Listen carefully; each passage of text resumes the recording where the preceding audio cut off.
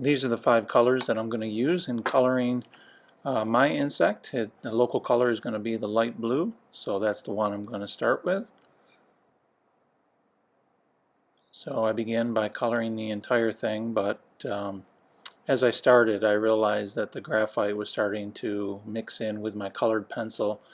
So I took my kneaded eraser and decided to lift some of the excess graphite off of the paper so it wouldn't muddy the colored pencil. And I have kneaded erasers you can use when you're in the classroom. Otherwise you can just use a regular eraser and just erase a little bit and lighten it all up. If you have too much graphite, you don't want that to mix in with your colored pencil. It'll just kind of make it muddy. So again, I'm going over, and I'm just going to be working on the head in this demonstration. This all told took me about an hour to do this entire head. I've obviously sped up the video here, but I'm covering everything initially with the light blue because that's my local color, and I've used a wasp for the head, and the wasp is kind of 2 different colors. There's a darker value and then a lighter value, so I started out going a little bit darker in the darker areas and lighter in the areas where it's going to be lighter, and then began to layer my other colors, my light violet and my pea green, I think it was, other 2 colors, and then just you can see that I hold the colored pencils in my hand so I can quickly and easily switch from one to the next and I just keep darkening as needed by going to my darker colors, and I'm not really doing any shading yet. I'm just kind of setting the 2 tones in place. I want to, establish those darker tones so that it will help me with my modeling or shading later on. So I know inside the mouth there it's going to be nice and dark. So it's good to establish your range of values. And this you would have already figured out in doing your pencil shading of your insect. So you shouldn't have to think too much about it. It's just a matter of layering your colors. And you'll notice my colored pencils are nice and sharp.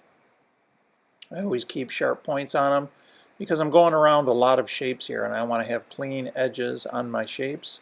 Plus, as I layer more colors, the sharp point helps to cut in and mix with those other colors. Plus, some of the areas, some of the shapes that I'm shading are very small shapes, and so you need a sharp point to get that nice fade effect, nice gradient effect, because sometimes all it takes is just a little bit to change the contrast of a gradient to going from dark to light. So it's very, very important that you keep a sharp point on your pencils. You're going to have much more success. You're going to be happier with the results, especially when you're doing the shading, because you're working with some small shapes.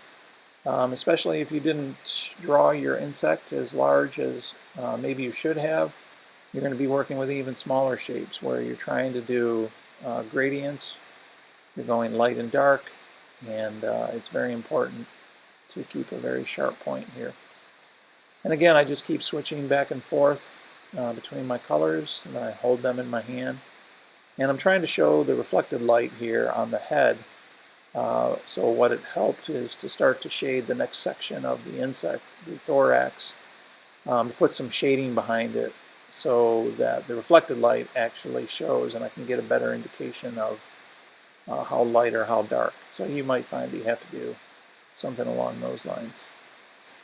So I just keep working it. I'm going back and forth between my colors, adjusting my shading on my gradient from my dark colors, and if it gets away, starts looking too green, I add some of the brown, or I might layer the blue back over the top, so on and so on until I'm happy with it.